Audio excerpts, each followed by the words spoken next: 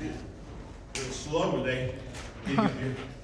I was thinking the first time we spoke here, I had no hair on my face and hair on my head. so time is kind of moved on. The last year, and I have to acknowledge this, has been pretty challenging and devastating to our community. There are a lot of faces and voices that I truly miss. And I know that we'll get past it.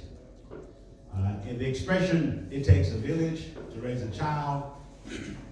It takes a village to heal a village.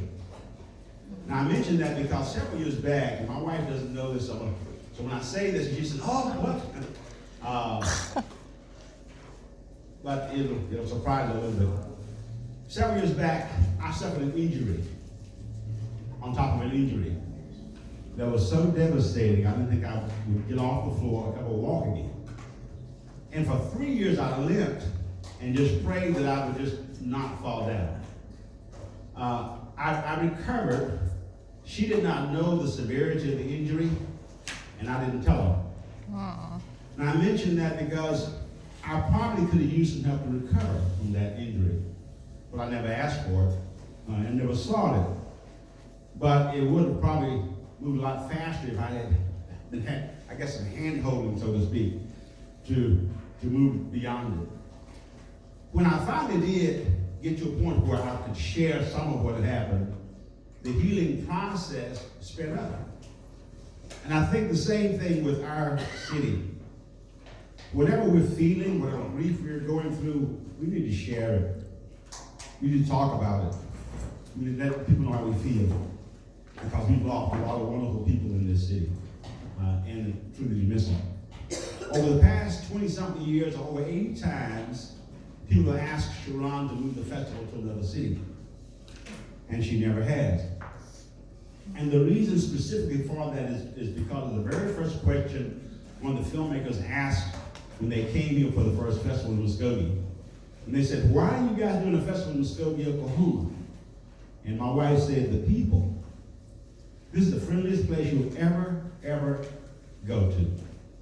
Now, we have been in 27 states and at least 55 of the counties in the state of Oklahoma.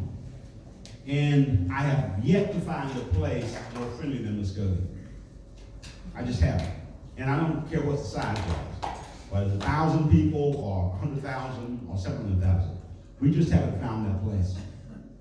Now, there's one thing about Muskogee, though, and I'm not tired of everything else, that I do complain a whole lot about. And that's the fact that you guys don't brag enough. This is an incredible place to live. It has incredible people. It has incredible history.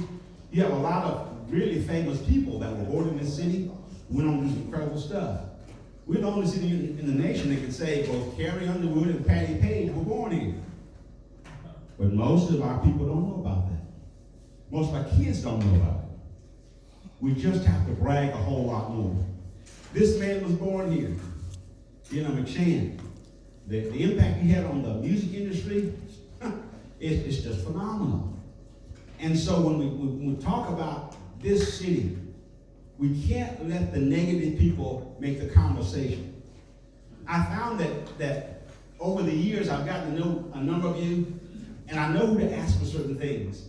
If I want the unvarnished truth about anything, I ask Joel Cousins. And he will give it to you whether you like it or not. In his way. I love that honesty. I want help, I'm calling Larry. I want to smile, I'm calling Renee. I want to be on the radio, I'm calling Travis. There are so many wonderful people in this city that we have to brag more about it. Folks say, well, but we don't have, there's so-and-so, they gossip, and so-and-so does this, and so-and-so complains. You know what? The only perfect people I have found anywhere that aren't doing anything bad, they live in a city called Green Hill. And you guys heard of that place? It's so quiet and peaceful, no one doing anything wrong. That's it. Other than that, the rest of it is a village of people. People who need people, people who need to help people, people who may make things happen for other people.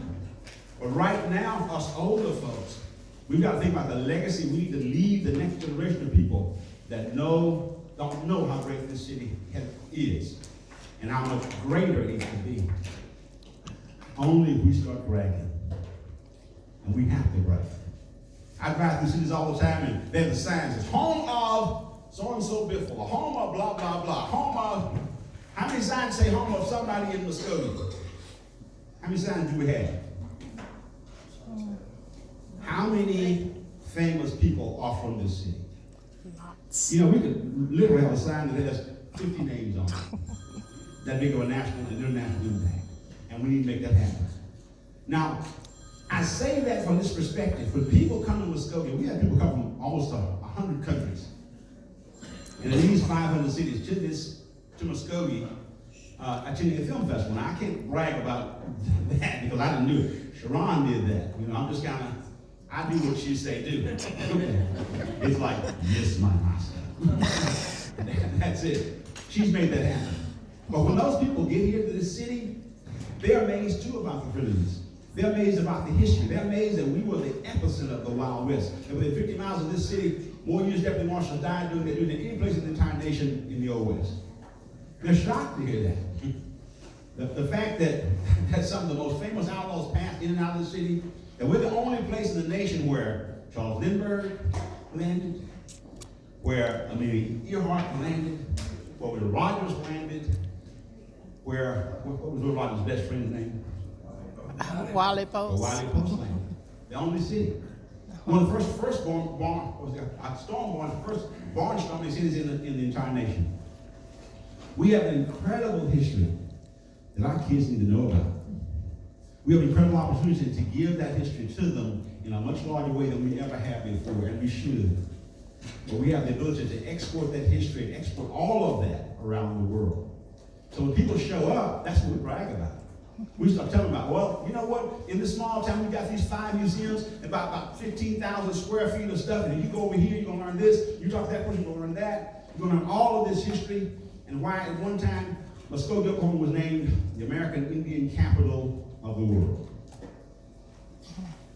You can drive in that direction, you're going to see one of the J. Paul Getty's first, what do you call it? Oil wells. Yeah.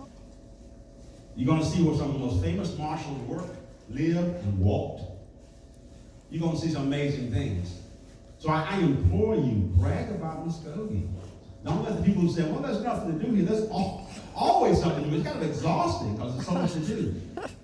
This past year's been a challenge because a lot of things we couldn't do. We couldn't get our hugs and give our hugs. We couldn't high five. We couldn't shake hands. And most of them were saying, who was that masked man? That's just the way it was. But as things get back to normal, whatever normal is, what are we going to do to make our voice larger in the state of Oklahoma? What are we going to do to share our history and our opportunity in this city?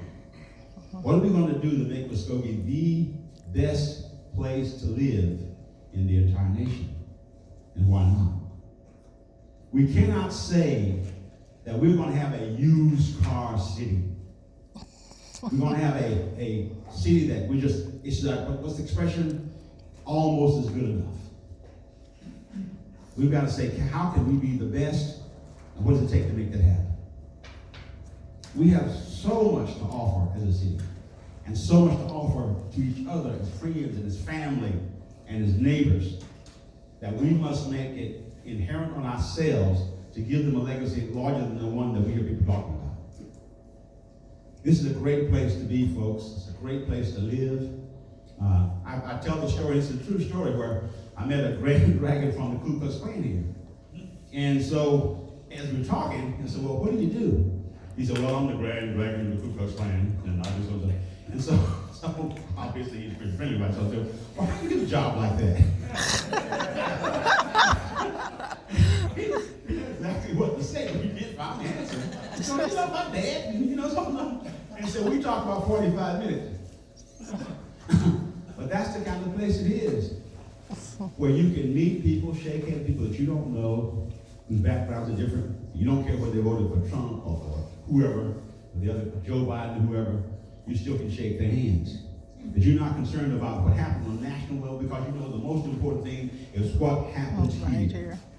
How we treat each other on a day in, day out basis. That we care. And that our hearts are always there, open to help wherever we can. Okay. That's extremely important. The film festival is here specifically because of all of that. And Sharon reminds me of that all the time, that that's why we're here, because of you folks. Because you are much more special than you could possibly imagine. And when people come from all over the world, they feel that special. They feel it. We've had people come from London, England, back to Muskogee, Oklahoma to shoot a 5-minute music video. And we've had people come from all over the world that are coming in, make movies because of you, and then walk out and you never know they were here. And a lot because of what she's saying about you guys. Okay. What we both feel about you.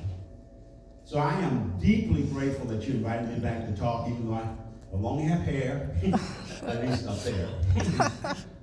And you probably heard my boring speech before, because I say this all the time. But I am incredibly blessed to be part of this city. And like I said, we have had our challenges, you know, in I guess that would be any place. We've had our business up and down, up and down, up and down, the hell on with our fingernails. And we probably could make money and do more if we were someplace else. But we chose this place not because of the financial gain, but because of the people that have made our lives better, that have made our life enjoyable, that have given us things to do and opportunities to meet people that we've never met before and to hear their stories. That's why we're here. Now, I'm going to introduce the Queen. And I say that in a nice way because I truly am her slave. She knows it. Just watch us for a few minutes. My God, it's her slave. And we met in this city, matter of fact. And we had been around different places, but we met in this city. I fell in love with her before. I think she fell in love with me. I asked her to marry me. She said, well, let me think about it. and literally, almost let me think about it. And we've been together ever since then. But we have enjoyed this ride in this city. And we hope that our legacy to you is that you will make sure that the next generation knows about the greatness of the city, and the opportunities and its history, and that you will invite more visitors to the city, and that it becomes a destination because of what you're saying. Okay. But my Queen, who works tirelessly, if you ever see, she works doing this 7 days a week, 12 hours a day, talking to people all over the world, and she cracks the whip, but she really is always excited about bringing people to this city. I'd like you to give an ovation to the lady who has made my life a great, made my life better in every way, Miss Sharon Butterfly.